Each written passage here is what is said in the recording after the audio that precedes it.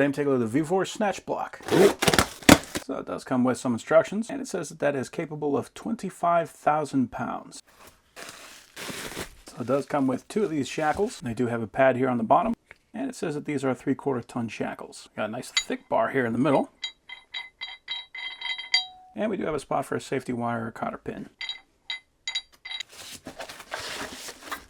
These are fairly heavy, but it does come with 2 of these snatch blocks. So there is a small amount of play in these, but they can line up flat. The pulley does spin fairly well, and we can see we got a spring clip right there, so if we want to, we can completely disassemble this thing. We do have a grease zerk on this side, so we can grease it, and they do appear to be identical.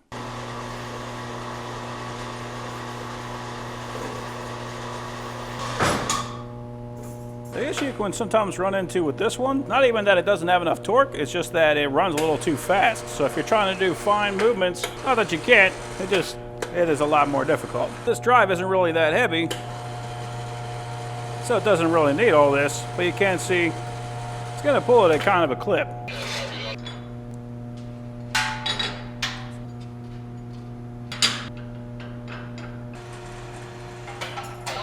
So with this, the cable is going to go up, it's going to come back, it's going to have a pulling the snatch block and everything's attached to it at about half the speed. So it's going to double the torque, but it's also going to slow it way down.